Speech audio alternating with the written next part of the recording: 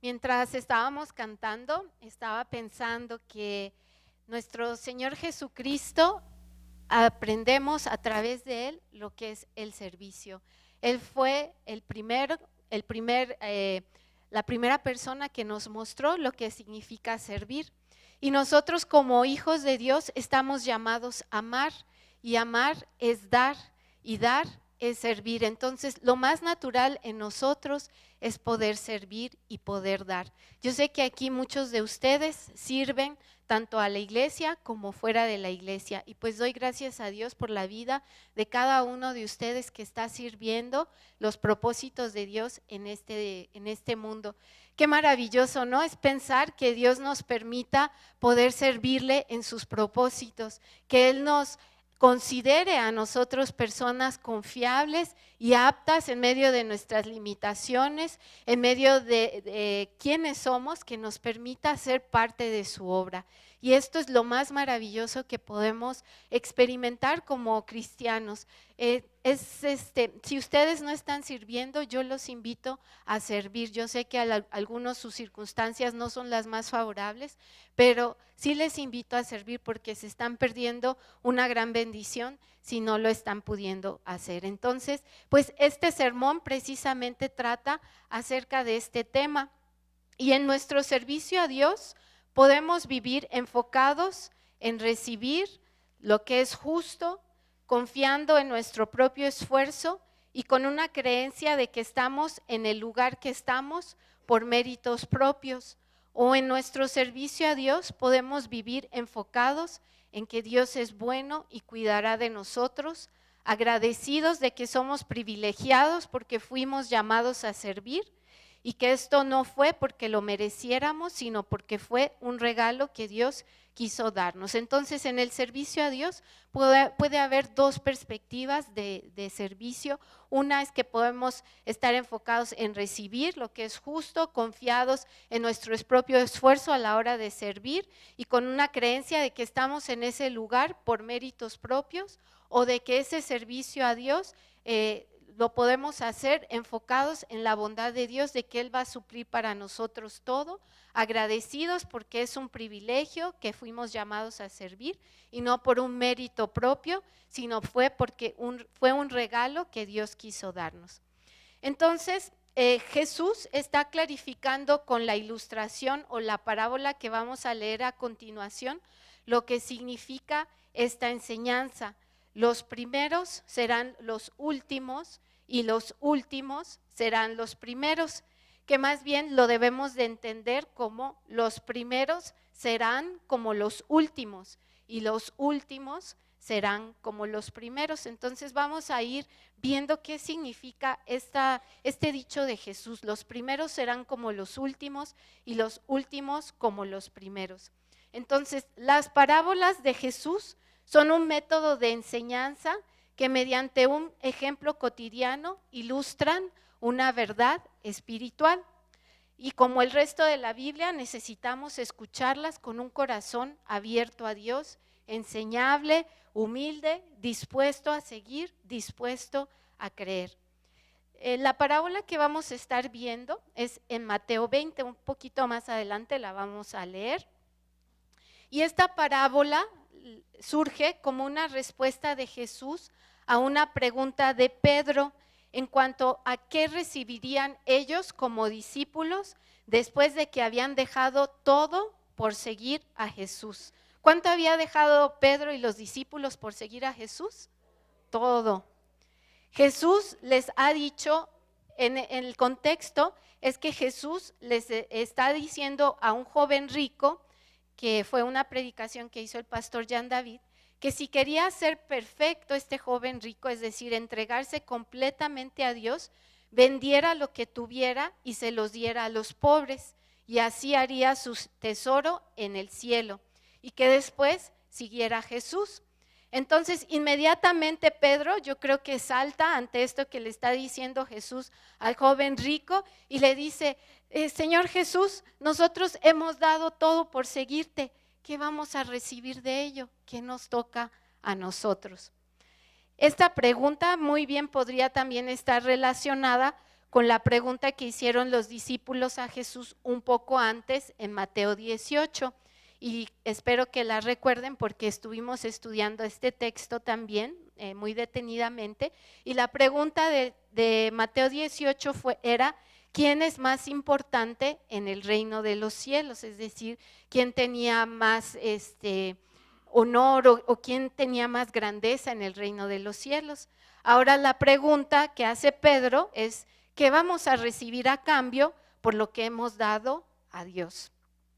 Tanto una pregunta como la otra denotan un sentir, un pensamiento de que a ellos, los discípulos, les debería de corresponder algo especial, ya fuera un lugar de honor o tesoros o ambos, porque ellos estaban muy comprometidos con Jesús. Ambas preguntas son caras de la misma moneda.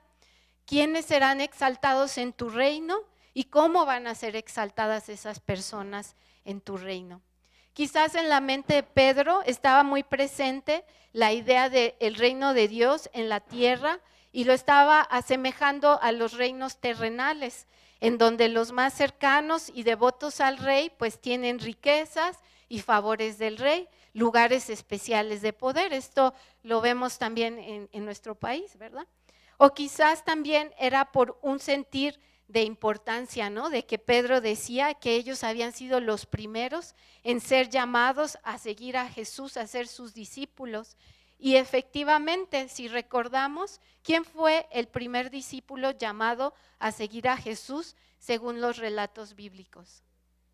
Pedro. Él fue el primer llamado por Jesús. Entonces, pues quizás Pedro decía, pues eso quiere decir que yo soy alguien muy especial, ¿verdad?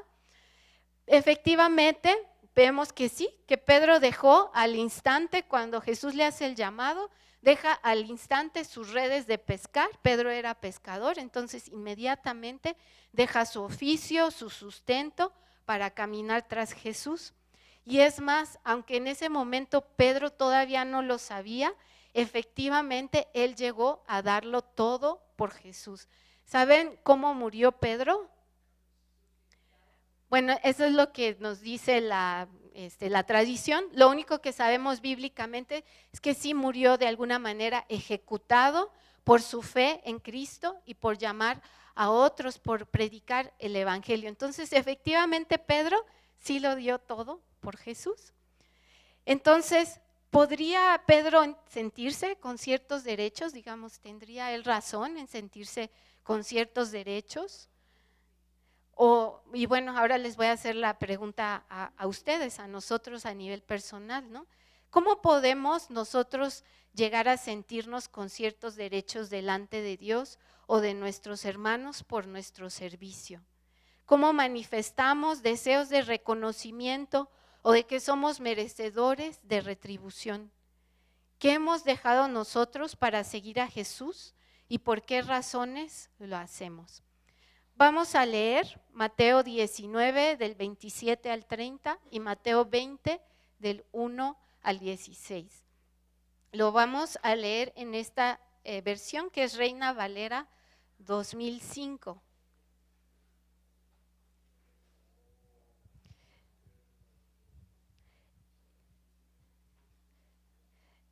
Y va a aparecer en su pantalla.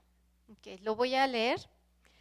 Dice, entonces respondió Pedro y le dijo, he aquí, nosotros lo hemos dejado todo y te hemos seguido. ¿Qué hay pues para nosotros? Jesús les dijo, de cierto les digo que en el tiempo de la regeneración, cuando el Hijo del Hombre se siente en el trono de su gloria, ustedes que me han seguido se sentarán también sobre 12 tronos para juzgar a las 12 tribus de Israel. Y todo aquel que deje casas, o hermanos, o hermanas, o padre, o madre, o mujer, o hijos, o campos, por causa de mi nombre, recibirá 100 veces más y heredará la vida eterna. Pero muchos primeros serán últimos, y muchos últimos serán primeros. Porque el reino de los cielos es semejante a un hombre, dueño de un campo, que salió al amanecer a contratar obreros para su viña. Habiendo convenido con los obreros en un salario por día, los envió a su viña. Salió también como a las 9 de la mañana y vio que otros estaban en la plaza desocupados y les dijo: vayan también ustedes a mi viña y les daré lo que sea justo. Y ellos fueron. Salió otra vez como al mediodía y a las 3 de la tarde e hizo lo mismo. También alrededor de las 5 de la tarde salió y halló que otros estaban allí y les dijo: ¿por qué están aquí todo el día desocupados? Le dijeron: porque nadie nos ha contratado. Les dijo: vayan también ustedes a la viña. Al llegar la noche, dijo el señor de la viña a su mayordomo: llama a los obreros y págales el jornal. Comienza desde los últimos hasta los primeros. Entonces vinieron los que habían ido cerca de las 5 de la tarde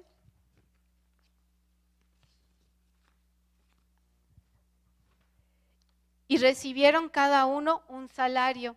Y cuando vinieron los primeros, pensaron que recibirían más, pero ellos también recibieron el mismo salario cada uno.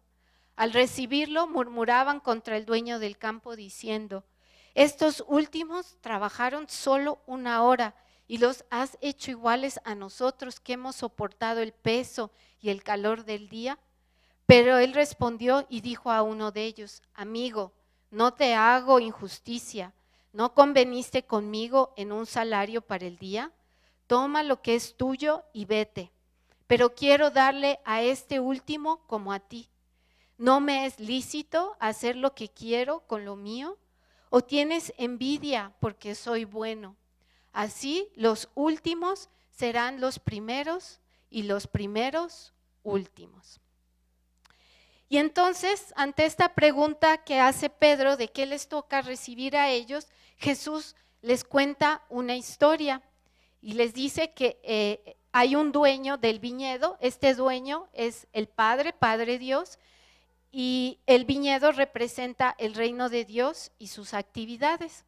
Entonces, el Padre está buscando obreros, servidores para trabajar en su reino. En esta historia, posiblemente la necesidad de obreros correspondía a que estaban en época de cosechar uvas y necesitaban recogerlas todas antes de que comenzaran las lluvias y se estropeara el fruto. Así que era necesario conseguir la mayor cantidad de obreros posibles y por eso el dueño sale a distintas horas, incluyendo 1 hora antes de que terminara la jornada laboral. Sorpresivamente encuentra que aún 1 hora antes de que terminara la jornada laboral, todavía había personas esperando trabajar. La pregunta es: ¿por qué ustedes están aquí todo el día desocupados? ¿O por qué están ustedes sin trabajar? Y entonces pues ellos le contestan. ¿Por qué le contestan? Que pues no han tenido trabajo, nadie los ha contratado. Así que el dueño de la viña, ¿qué hace? Los contrata, ¿verdad? La sorpresa es que cuando ya llega a las 6 de la tarde y empiezan a pagar los jornales, primero se les paga a los que llegaron al último y por último a los que llegaron primero. Pero además se les da a todos lo mismo, el sueldo de un día completo, aún a los que trabajaron menos de 1 hora. Entonces, pues los que trabajaron todo el día empiezan a hablar mal y a quejarse contra el dueño, porque ellos esperaban recibir más. Y sin embargo, el dueño ha tratado a todos como si todos hubieran trabajado todo el día.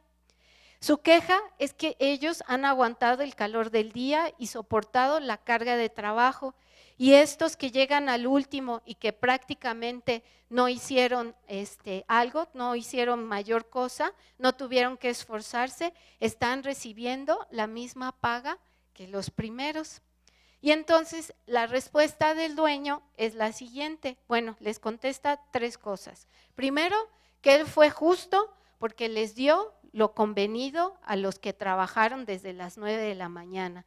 Al inicio de las labores, estos obreros habían acordado con el dueño que por su trabajo recibirían un denario que representaba el sueldo de un día, Y entonces, bueno, pues él les había dado lo que habían convenido. 2, que habiendo establecido que él no estaba siendo abusivo o cayendo en una injusticia con los primeros, el dueño les recuerda que él tiene la libertad de elegir cómo trabajar su viña y cómo compensar a los que llegaron después, incluyendo el darles el mismo pago que a los primeros.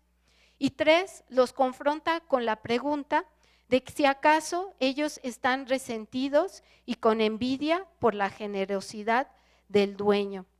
Estoy viendo, perdón, sí. Entonces dice aquí me faltó un versículo. Vamos a abrir nuestras Biblias en Mateo 20.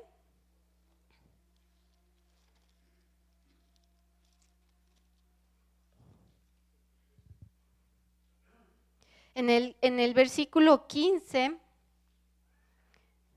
dice en la Reina Valera 60, ¿no me está permitido hacer lo que quiero con lo mío? ¿O tienes tú envidia porque yo soy bueno? Esa parte fue la que faltó. Entonces, lo tercero que el dueño les contesta es una confrontación y les dice que si acaso ellos están resentidos y con envidia por la generosidad del dueño. Su reclamación de estos obreros los hace culpables por 3 cosas. Primero, por su falta de solidaridad con sus compañeros que no tenían trabajo. 2, el error de no reconocer los derechos del dueño de la viña. Y 3,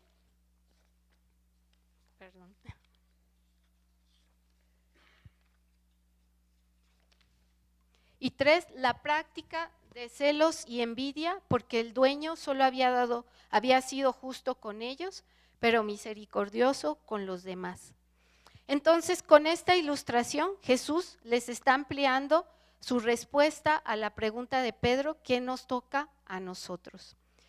Bien, Jesús en esta respuesta está formando el pensamiento y corazón de sus discípulos y de Pedro, preparándolos para lo que vendría. Es decir, no les da solamente una respuesta sencilla, sino lo que está haciendo Jesús aquí es preparando el corazón y el pensamiento de sus discípulos para lo que ha de venir, porque efectivamente en ese momento ellos todavía no lo alcanzaban a ver, pero como les decía hace ratito, verdaderamente llegaría el momento que tendrían que dejar mucho más de lo que ya habían dejado hasta ese momento.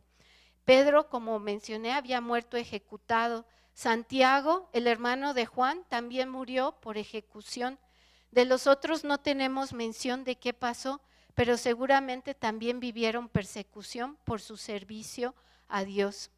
Es decir, los discípulos, una vez que Jesús asciende y ellos son enviados a través del Espíritu Santo a continuar con la obra de Jesús, verdaderamente conocieron que el servicio a Dios es algo arduo, así como los obreros de la viña describieron el calor y el trabajo pesado. Realmente el trabajo de estos discípulos fue arduo. Pablo lo describe así en 2 de Corintios 6, dice, en perseverancia, en aflicciones, en privaciones, en angustias, en azotes, en cárceles, en tumultos, en trabajos, en desvelos y en ayuno. Entonces, verdaderamente podemos decir que el trabajo al servicio de Dios puede llegar a ser una tarea ardua. Pero entonces, si la mirada de los discípulos estaba puesta en una recompensa material o de orden terrenal, ¿cómo era su pensamiento ante la magnitud de lo que ellos iban a tener que esforzarse? Esto no iba a constituir una motivación para seguir. En un empleo terrenal, quizás, el saber que al final de una quincena vamos a recibir un sueldo, pues esto nos ayude, ¿no?, a salir de la cama temprano. Pero en el trabajo de Dios, saber que recibiremos coronas o 100 veces más, pues no necesariamente es suficiente, ¿verdad? Entonces, ¿hacia dónde está enfocando Jesús la mirada de sus discípulos y de nosotros también? En el reconocimiento de que el servicio a Dios es una tarea ardua e incluso puede sentirse pesada. Bueno, no en lo que nosotros podamos recibir, sino en saber a quién estamos sirviendo. Primero, Jesús en esta parábola les está enfocando, les está enseñando quién es el dueño, cómo es el dueño de esta viña, es decir, cómo es el Padre. Y vemos en este relato que el Padre es soberano, es el que toma decisiones sin consultar con nadie, aquel cuyos planes siempre se cumplen. Entonces lo que les está diciendo Jesús es que aún en medio de la adversidad que ellos puedan llegar a experimentar o que nosotros podamos llegar a experimentar en nuestro servicio a Dios, saber que Dios siempre tiene la victoria nos va a animar a no desesperar, a no desistir. Y dos, también les está mostrando en esta parábola que el Padre es infinitamente bueno y que no nos dejará a la deriva, sino que suplirá para nosotros todo lo que necesitemos, que Él siempre va a saber retribuirnos. El Padre es justo y es bueno y va a suplir todo lo que vamos a necesitar. Entonces, la recompensa, no es la recompensa, en donde debemos fijar nuestra mirada en el servicio a Dios, sino ni en lo que esperamos recibir aquí en la tierra de manos humanas o lo que esperamos recibir en la eternidad con Dios, sino nuestra mirada debe de estar puesta solamente en Dios, que es bueno y victorioso. Y no necesitamos tampoco temer o dudar de dar todo por seguir a Jesús, porque Él a su debido tiempo suplirá nuestra necesidad. No debemos temer o dudar en dar todo por seguir a Jesús, porque a su tiempo Él suplirá nuestra necesidad. Nuestro Padre es bueno y es justo. La manera adecuada de que estos obreros debieron de haber respondido ante los acontecimientos de ese día fue la de tener una actitud de gratitud y alegría. Habían tenido empleo ese día, podían llevar a casa el sustento del día, no habían tenido que estar preocupados como los otros jornaleros que veían, bueno, no tenían reloj, ¿no? Pero que veían que las horas pasaban y que nadie les contrataba. Cada uno de estos obreros, tanto los que fueron contratados en la mañana como los más que fueron contratados en la tarde, vivían al día, por eso les pagaban al día. Entonces, si estos obreros al final no recibían, no eran contratados, ese día no iban a poder llevar sustento a su casa. Entonces, estos primeros obreros que fueron contratados, ellos debían de estar con alegría y gratitud porque ese día habían podido tener lo suficiente para suplir a sus familias. Asimismo, Jesús está invitando a Pedro y a sus discípulos a considerar con gratitud como un privilegio el ser llamados a servir y seguir a Jesús. Ellos, los discípulos, lo estaban viendo como un mérito propio, como una cualidad especial de que ellos, al contrario del joven rico, ellos sí dejaron todo por seguir a Jesús y que eso pues implicó un sacrificio, el estar lejos de la familia, el no tener un lugar fijo donde dormir, caminatas pesadas, quizás pasar hambre. Sin embargo, habrá muchos otros que desearían haber tenido ese privilegio de caminar con Jesús, de experimentar el derramamiento del Espíritu Santo y predicar a multitudes y no haber podido tener esa oportunidad. Entonces, el servicio a Dios es un privilegio, no es algo que implique un mérito de nuestra parte y como podernos poner así sentirnos muy orgullosos porque estamos sacrificando, nos estamos sacrificando por servir a Dios. La recompensa está en que Dios nos permite servirle en su obra, punto. El servir a Dios, el poderle seguir y poder ser un instrumento en sus manos es la mayor recompensa. Este es el gozo mayor y no lo que vamos a recibir a cambio. Jesús también les está confrontando con posibles sentimientos de víctima, de celos, de falta de amor al servir, diciéndoles que si lo que ellos tienen, lo que les es dado por Dios, no lo consideran con gran gratitud y considerando toda la bondad de Dios, entonces caerán en sentimientos de resentimiento hacia la misericordia que Dios tiene hacia otros. Les está preparando a sus discípulos para recibir con una buena actitud la noticia de que alguien como Pablo fuera llamado a una misma autoridad y servicio en la iglesia primitiva, que aun cuando Pablo no fue parte de los 12, no conoció a Jesús mientras caminó como hombre en la tierra, y al contrario, Pablo se volvió perseguidor de la iglesia y probablemente estuvo de acuerdo con la crucifixión de Jesús. Dios les está preparando a los discípulos para recibir a Pablo en el servicio a Dios.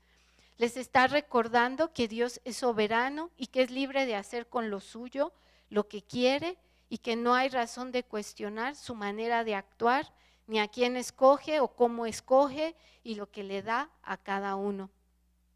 En la historia del reino de Dios, ¿quién es el protagonista? Dios mismo, Él es el protagonista. En la historia del reino de Dios, los servidores no son los protagonistas, es el rey, es el dueño de la viña, es el Padre. Su generosidad es la protagonista, su gracia, no nuestro esfuerzo. Trabajar no por una recompensa, sino por amor al dueño de la viña, por amor a Dios. No por un lugar, sino por la ilusión de trabajar y la alegría de servir. Nos equivocamos si estamos buscando en nuestro servicio a Dios recompensas, tales como la gratitud de otras personas, reconocimiento, un lugar de mayor responsabilidad o autoridad. No es que sea malo recibirlas, ni que sea malo darlas, más bien es que esto no debe de ser nuestra esperanza o la razón por la cual estamos sirviendo a Dios. Una actitud de merecer y el peligro de esperar recompensas no nos permite ver la bondad de Dios que ya se está ejerciendo en nuestras propias vidas. Y cuando vemos que Dios bendice a otros o pone a quienes nosotros consideramos con menos derecho en un lugar de servicio, reaccionaremos con un sentir de injusticia y amargura. Es decir, si estamos nosotros con una actitud de merecer y de esperar recompensas, cuando vamos a reaccionar con injusticia y con un sentir hacia nosotros de injusticia y de amargura, cuando veamos que Dios bendice a otros. Entonces, en vez de alegrarse y considerar esta bendición como amor a sus compañeros, competían estos obreros, sentían celos. Y la pregunta para nosotros es, ¿nos alegramos cuando vemos que Dios bendice a nuestros hermanos? ¿Les ayudamos en lo que ellos están haciendo? ¿O los criticamos con sentimientos de, pues ellos no merecen estar allí? Obtienen la recompensa que se les prometió estos obreros, pero han perdido el poder de disfrutarla. Los descontentos nunca serán felices. Y también no quiero omitir una aplicación importante de esta parábola. En la parábola, nuestro padre es representado por el dueño de la viña, quien puede hacer con lo suyo, ya lo vimos, lo que él quiere. Y se nos muestra que en el pensamiento de Dios, en el manejo de los recursos económicos en esta viña y por lo tanto en nuestros recursos económicos o de nuestras empresas, se exalta la combinación de la justicia con la bondad y la misericordia. El dueño usa esa justicia y esa bondad en sus finanzas, no solo para lograr completar el trabajo que requiere la viña, sino para dar lugar y valor, dignidad e impulso a todos quienes están dispuestos a laborar. Es decir, el manejo de los recursos no solamente era para llevar a cabo la productividad de la viña, sino para dar dignidad y valor a los que allí estaban queriendo trabajar. Su deseo del padre, del dueño de la viña, es que todos tengan ese día el sustento necesario en sus casas. Y por eso a los últimos les paga lo mismo que a los primeros. Asimismo debe ser nuestro enfoque con nuestras propias finanzas, en nuestras propias empresas, sean pequeñas o grandes. No solamente distribuir los recursos económicos para lograr la meta económica de la empresa, sino buscar que quienes trabajan con nosotros, todos tengan ese sustento diario en sus casas y no les falte. Entonces, hermanos, les voy a pedir que se pongan de pie.